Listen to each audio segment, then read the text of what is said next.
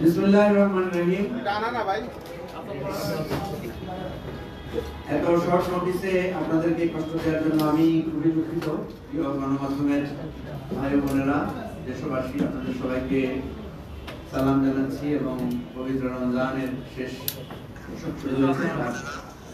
শুভেচ্ছা জানাচ্ছি। গতকাল রাতে আপনারা অনেকেই ঘুমাতে পারেন নাই, আপনাদের অনেক ফোন প্লিজ একটা কথা বলবেন না। আমরা আপনাদেরকে কষ্ট দিয়েছি এই জন্য যে আপনারা অনেকেই আমাদের বক্তব্য জানতে চাচ্ছেন, পরিস্থিতি সম্পর্কে জানতে চাচ্ছেন, যার কারণে আমরা চিন্তা করেছি যে এভাবে বিচ্ছিন্ন বিক্ষিপ্ত বক্তব্য না দিয়ে আপনাদের সবাইকে একসাথে একত্রে করে বক্তব্য দিতে পারলে আমাদের ভালো হয়। আমি যতটুকু দেখেছি গতকাল সামাজিক যোগাযোগ মাধ্যমে কয়েকটি গুজব খুবই প্রমিনেন্ট ছিল। একটি হচ্ছে যে দেশে জরুরি অবস্থা জারি করা হচ্ছে, সেনাবাহিনীর বিভিন্ন ইউনিট ঢাকা অভিমুখে মার্চ শুরু করেছে এবং তারই অংশ হিসাবে জরুরি অবস্থার প্রাথমিক পদক্ষেপ হিসাবে এই পার্টির সাধারণ সম্পাদক মিস্টার ফুয়াদকে গ্রেফতার করা হয়েছে, এরকম একটা সংবাদ ব্যাপকভাবে ছড়িয়েছে।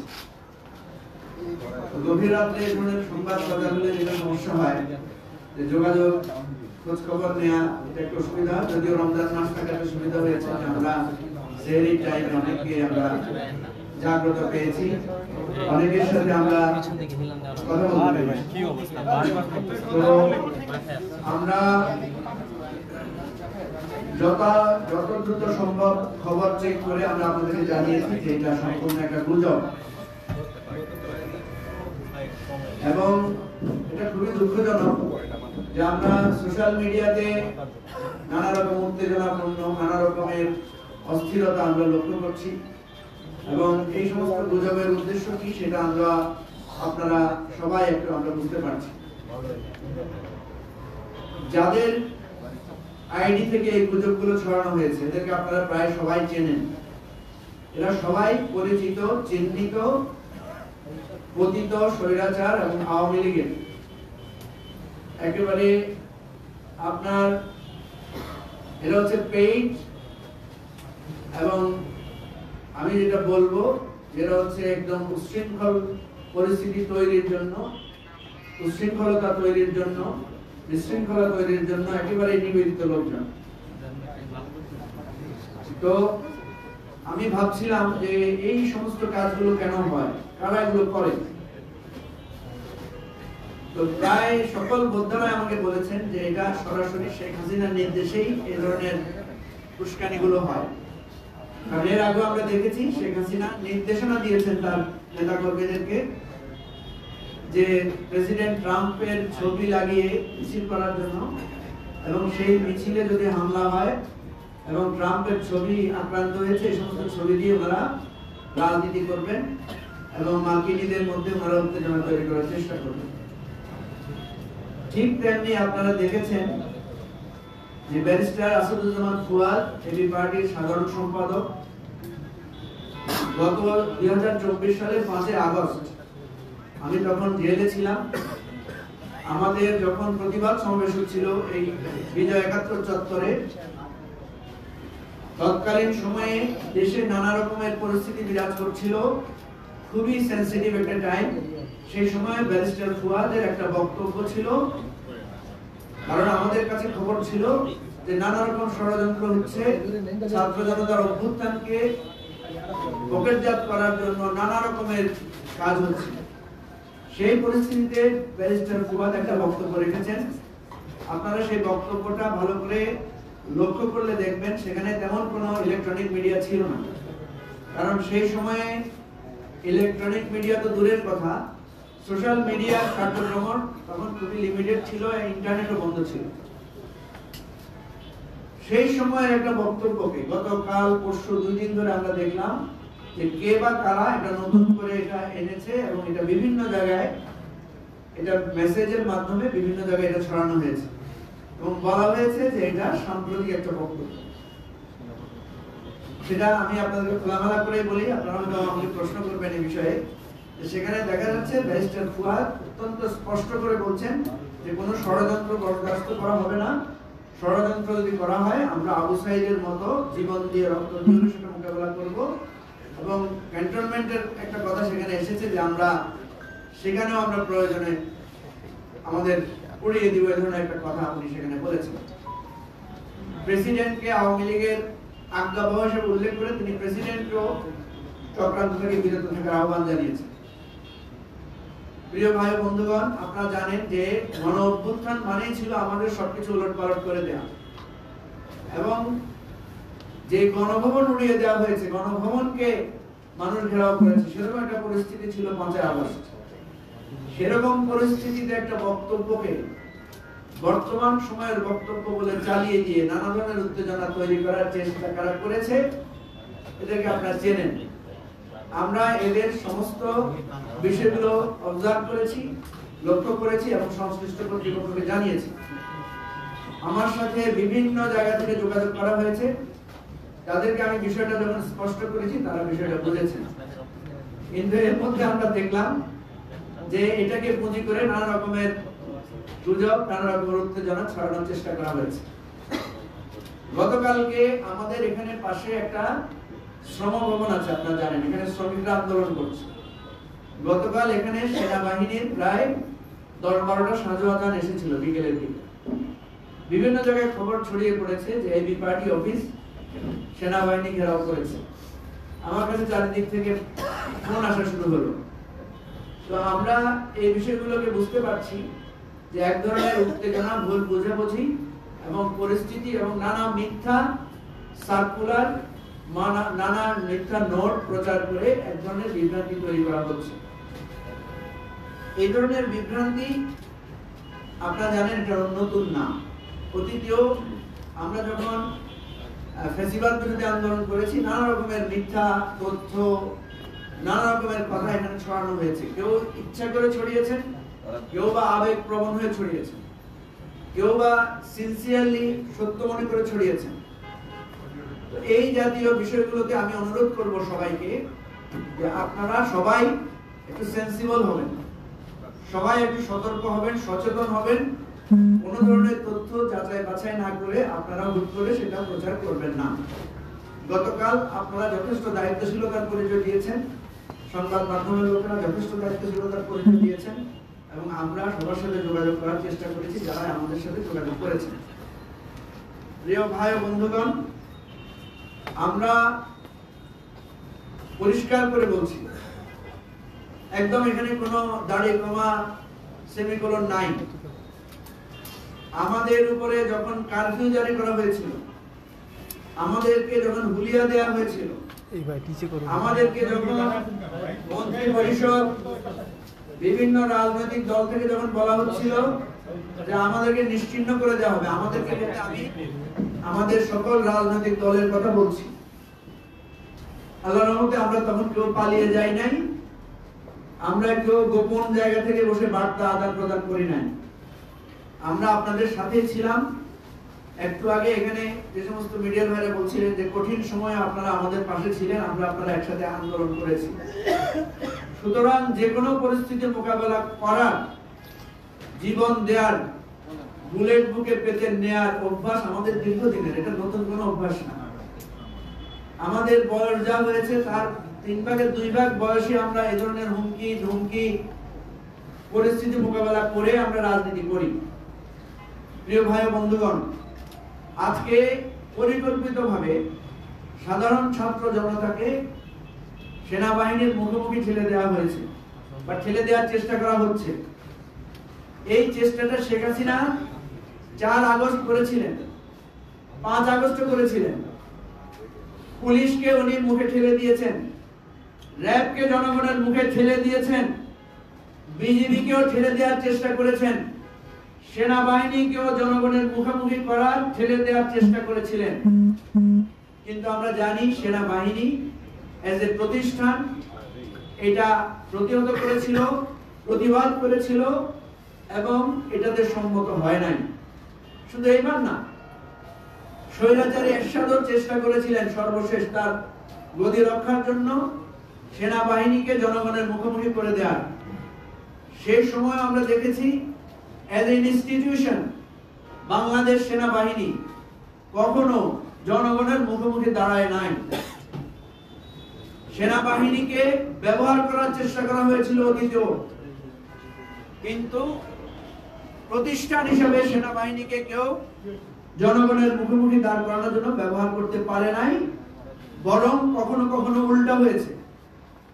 সেজন্য আমরা স্বনির্বন্ধভাবে অনুরোধ করব, এখানে সেনাবাহিনী, পুলিশ, বিজিবি, আনসার আর আমরা সাধারণ জনগণ সবাই মিলে আমরা কিন্তু এই বাংলাদেশের নাগরিক।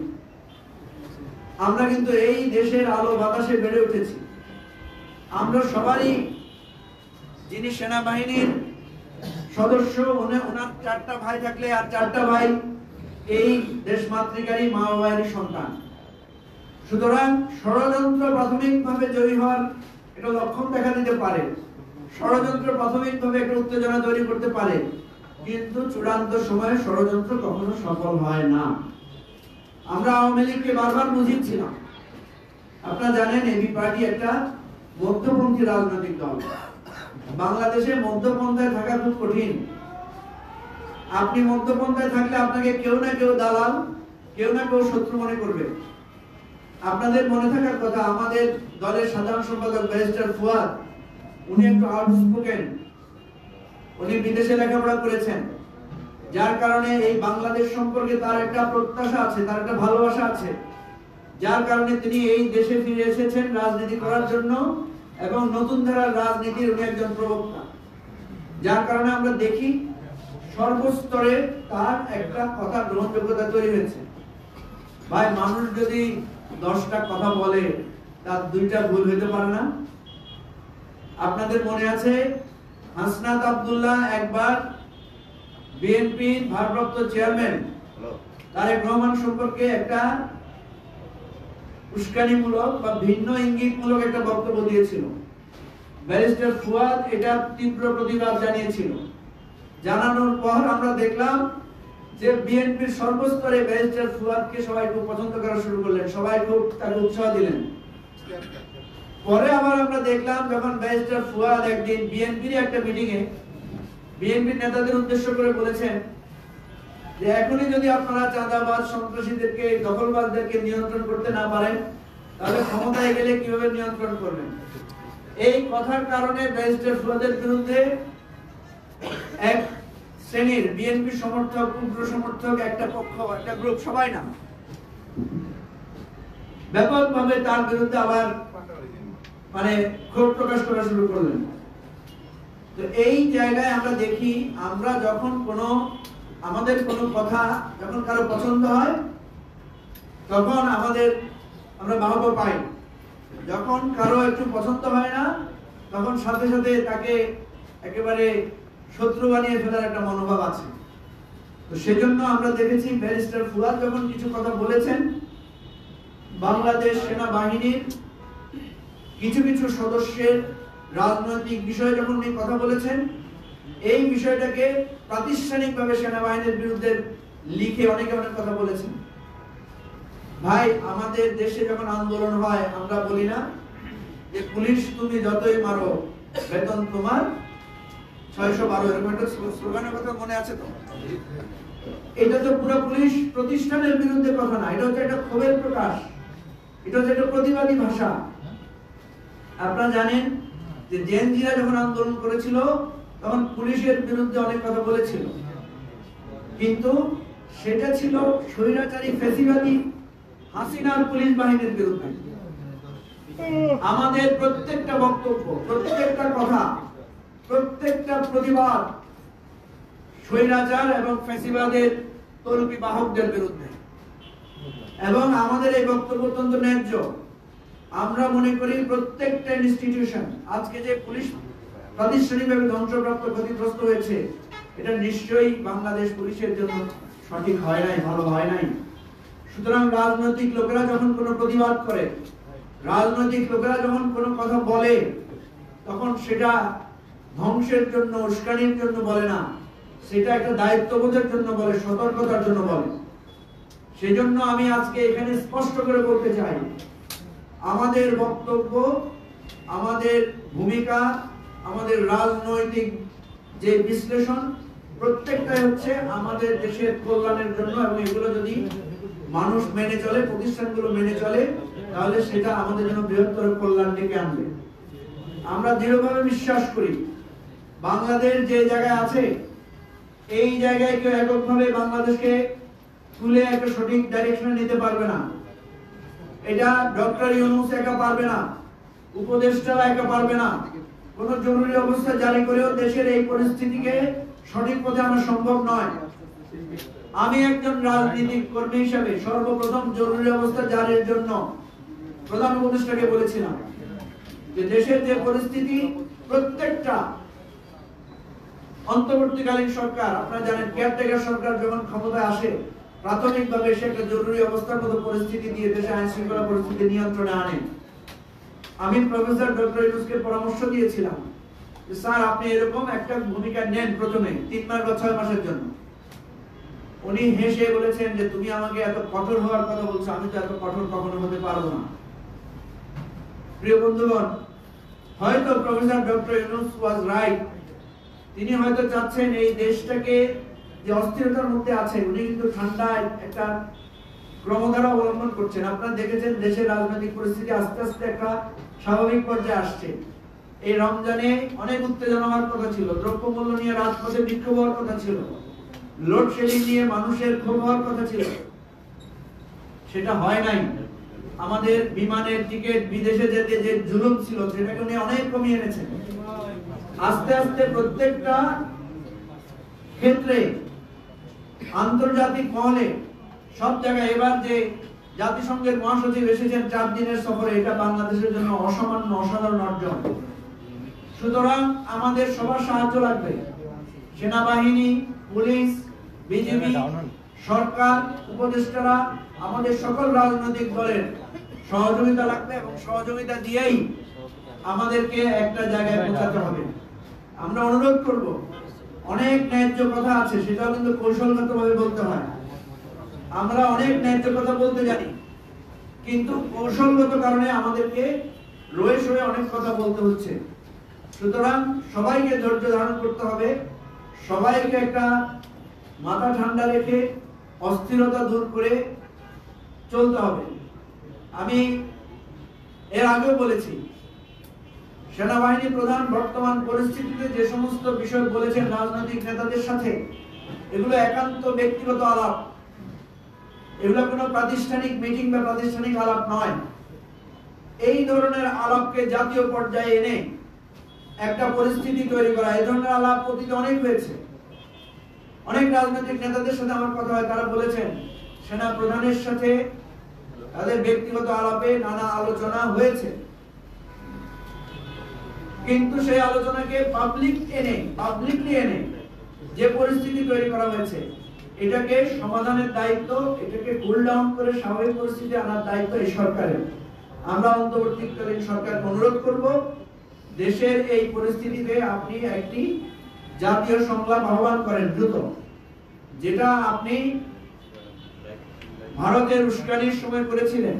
আমরা সকল রাজনৈতিক দলের নেতারা এক জায়গায় দাঁড়িয়ে সেখানে আপনার সাথে অঙ্গীকারাবদ্ধ হয়েছিলাম।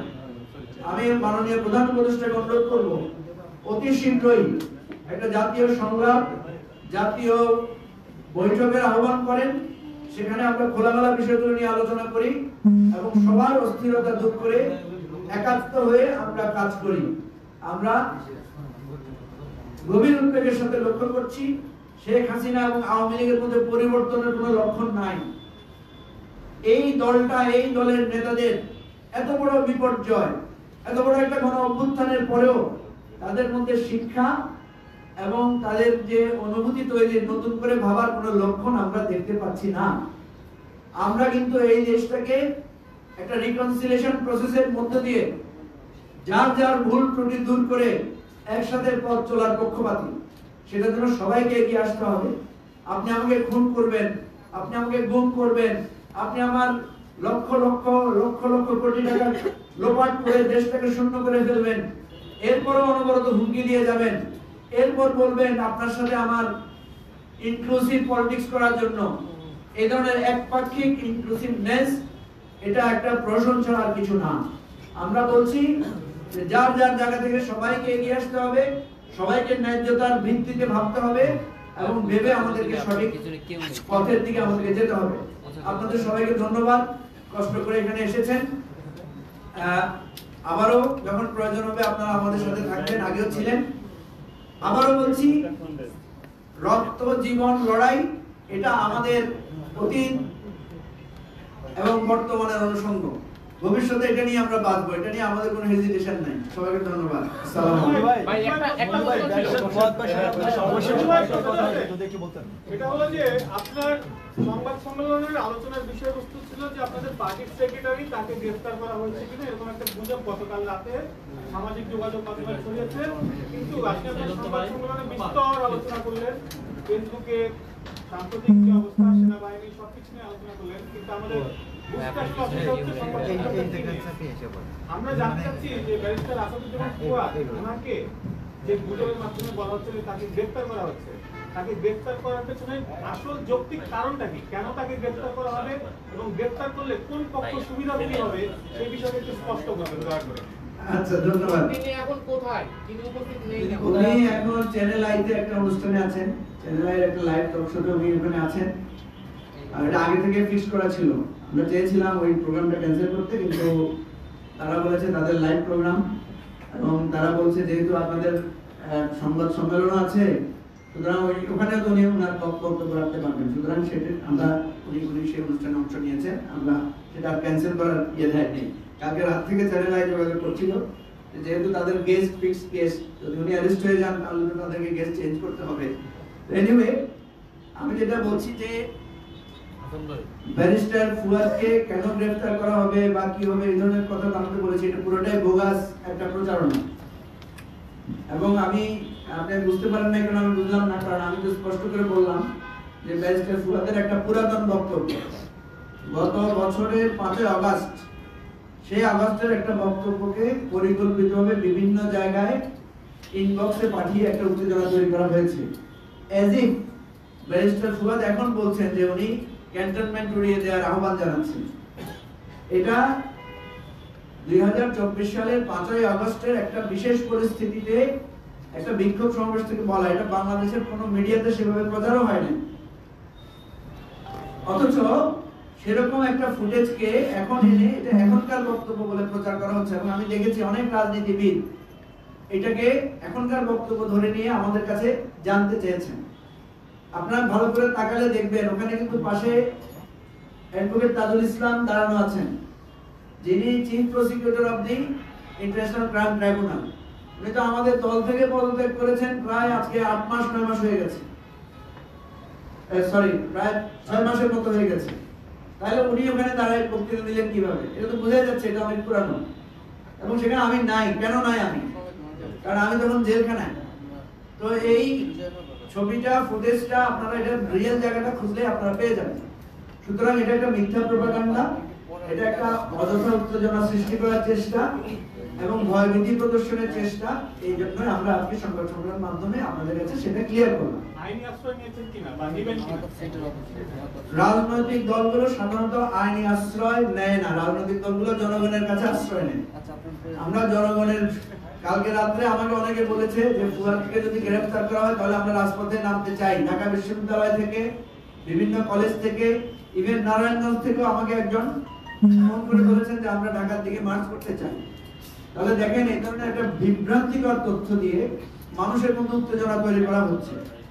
আমরা বলেছি যে এই সমস্ত উত্তেজনা মিথ্যা, গ্রহণ করবেন না। যার কারণে আমি সাথে সাথে ফেসবুকে স্ট্যাটাস দিয়েছি এবং বিভিন্ন মিডিয়াকে, আমাদের মিডিয়া সেলে জানিয়ে দিয়েছি এবং কয়েকটা টেলিভিশন তখন তাদের স্ক্রলে ওইটা প্রচার করেছে যে এটা একটা বিভ্রান্তিকর মিথ্যা সংবাদ।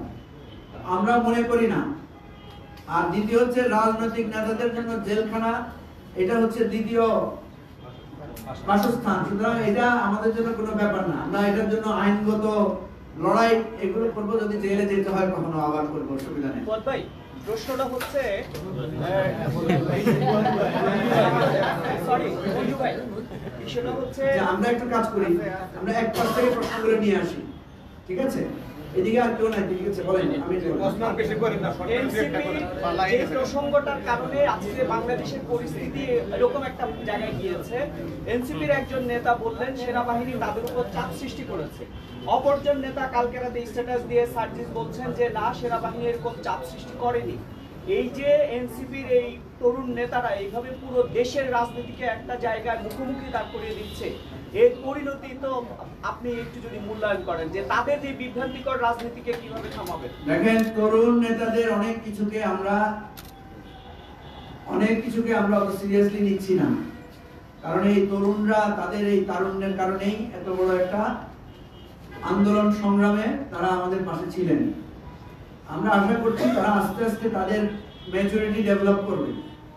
আমি তো আপনাকে ইঙ্গিতে বলেছি যে এই ধরনের আলোচনা অনেক রাজনৈতিক নেতাদের সাথে মাননীয় সেনাবাহিনী প্রধানের হয়েছে, কেউ তো এটা পাবলিকলি এনে এই ধরনের হাইপ তৈরি করে নাই, ঠিক আছে? হাসনাতকে বিভিন্ন জন জিজ্ঞেস করেছে যে আপনি এটা কেন করলেন, তিনি কাউকে বলেছেন যে উনি ইনসিকিউরিটি ফিল করে এটা করেছেন, কাউকে বলেছেন, আমি দেখেছি যে দুইজন ইউটিউবার বা তিনজন ইউটিউবারের একটা টক শোতে ওরা বলেছেন যে হাসনাত কখন মানে তার যে কখন যেটাই কি করে সে তার ঠিক নাই, সে তার মনে হয়েছে এখন করা দরকার সে করেছে। সেজন্য আমরা এই জন্য আহ্বান জানাচ্ছি যে রাজনৈতিক এতদিন তারা ছিলেন ছাত্র জনতার কণ্ঠস্বর আকারে, এখন কিন্তু একটা রাজনৈতিক দলের সদস্য। রাজনৈতিক দলের সদস্যদেরকে অত্যন্ত বিবেচনা প্রসূত হতে হয়, অত্যন্ত চিন্তাশীল হয়ে কাজ করতে হয়। আমি এই জন্য আমাদের দলের মধ্যেও আপনারা জানেন ব্যারিস্টার ফুয়াদের একটা বক্তব্য নিয়ে আগেও একটা আলোচনা হয়েছিল। আমরা কিন্তু আমাদের দলের ভেতরে ব্যারিস্টার ফুয়াদকে আমরা শপথ করেছিলাম বিজয় দিবসের 16 ডিসেম্বর বিজয় দিবস অন্য সময় করার একটা বক্তব্য উনি রেখেছিলেন। পরে উনি আমাদের দলের কাছে ক্লারিফিকেশনও করেছেন যেটা ওনার ব্যক্তিগত অভিমত ছিল এবং এটা উনি কিছু ব্যাখ্যাও দিয়েছেন। সুতরাং আমি মনে করি রাজনৈতিক নেতৃবৃন্দের বক্তব্য অনেক বেশি সতর্কতার সাথে দায়িত্বশীলতার সাথে দিতে হবে। এটা আমি নতুন রাজনীতিবিদ যারা হয়েছে আমাদের ভাই বন্ধু এবং আমাদের এই অবিস্মরণীয় মুক্তি আন্দোলনের নেতা তাদের কাছে আমার এটা অনুরোধ থাকবে। জি ভাই, একটা প্রশ্ন ছিল। আপনি আপনার বক্তব্যে বলেছেন বর্তমানে যে ক্লান্তি লগ্ন চলছে সেখানে ডক্টর ইউনূসের দ্বারা উত্তোলন সম্ভব না এবং জরুরি অবস্থা জারি করেও সম্ভব না। তাহলে এই ক্লান্তি লগ্নটা উত্তোলনের উপায়টা কি বা কে করবে?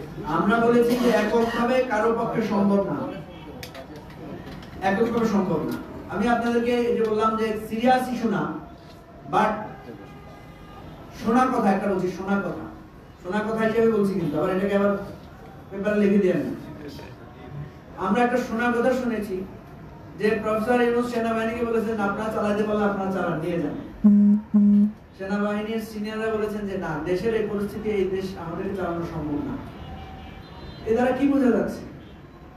এই পরিস্থিতিতে দেশ এককভাবে কারো পক্ষে চালানো সম্ভব না। আমরা কিন্তু ডক্টর ইউনূসকে বলেছি যে আপনি একটা ভুল করেছেন, শুরু থেকে আপনি রাজনৈতিক দলগুলোর সাথে সমন্বয় না করে দেশ চালাতে চাইছিলেন, সেই কারণে আজকে অনেক জটিলতা তৈরি হয়েছে। তিনি সেটা অনুভব করেছেন এবং যার কারণে আজকে একটা জাতীয় ঐক্যমত্য কমিশন করা হয়েছে।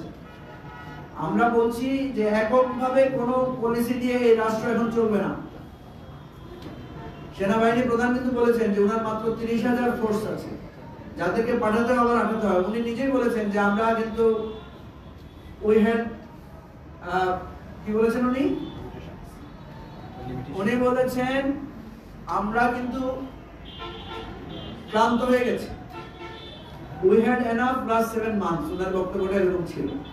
সো এখানে আমরা তো বুঝতে পারছি পুলিশ দিয়ে, বিজিবি দিয়ে, আর্মি দিয়ে এককভাবে দেশ চলবে না। আর্মিকে লাগবে, জনগণের সহযোগিতা লাগবে, রাজনৈতিক দলগুলোর ঐক্যবদ্ধতা লাগবে। ইভেন আমি বলছি যে আওয়ামী লীগ একটা রাজনৈতিক শক্তি হিসেবে আমরা চাই তার শুভবুদ্ধির উদয় হোক। আমরা চাই যে সে তার ফ্যাসিস্ট চরিত্র বর্জন করে, তওবা করে, সে ভুল বুঝে সে আসুক, তাহলে এই দেশটাকে অড়া যাবে। নাহলে সবাই কিন্তু আমাদের এই দেশ আমরা রক্ষা করতে পারবো না। এবং দেশ রক্ষা না হলে এখানে কেউ আমরা মানে সঠিকভাবে শান্তিমতভাবে থাকতে পারবো না। এই জন্য আমি বলছি সবার সহযোগিতা এককভাবে কেউ পারবে না। শেষ করি। তার মানে আপনারা বলতে চাচ্ছেন আওয়ামী লীগ ক্ষমাসে আসতে বলে আওয়ামী লীগ পূর্ণ রাজনীতি করতে পারবে, তার মানে যে হত্যার এবং গত 16 বছরে গুম করেছে সে বিচার কি আর প্রয়োজন নেই? আপনি কি এটা বুঝলেন? আমরা বলেছি বিচার, সংস্কার, রিকনসিলিয়েশন, ইলেকশন সবগুলো আমাদের লাগবে, সবগুলো গুরুত্বপূর্ণ, একটা বাদ দিয়ে একটা হবে না। আওয়ামী লীগ যে খুন করেছে, গুম করেছে, যে লুটপাট করেছে, এই যার টাকা লুট করেছে আমি কি সেটা ক্ষমা করতে পারবো? যার সন্তানকে হত্যা করেছে তার সন্তানের দায়কে আমি ক্ষমা করতে পারবো? আপনারা দেখেছেন যে বিএনপি এবং জামাতের, সম্ভবত জামাতের আমির আওয়ামী লীগকে ক্ষমা করার কথা বলে ওনার দলীয় নেতাদের তোপের মুখে পড়েছেন উনি। কারণ তারা বলেছে যে আপনি তো ক্ষমা করতে পারেন না, যার রক্ত দিয়েছে, যার সন্তান হত্যা হয়েছে সে তো ক্ষমা করতে হবে। আর তারও আগে কথা হচ্ছে ক্ষমা তো চাইতে হবে। এখন পর্যন্ত আওয়ামী লীগের মধ্যে আপনার কোনো ক্ষমার লক্ষণ দেখতে পেয়েছেন? ক্ষমা চাওয়ার কোনো ইঙ্গিত পেয়েছেন? পাইনি। সেজন্য আমরা বলছি যে তারা যদি তাদের সুষ্ঠু বিচার এবং তারা যদি ভুল বুঝে ক্ষমা চায় তাহলে একটা রিকনসিলিয়েশন প্রসেস শুরু করার ব্যাপারে আমাদের আহ্বান থাকে। Thank you. আসসালামু আলাইকুম।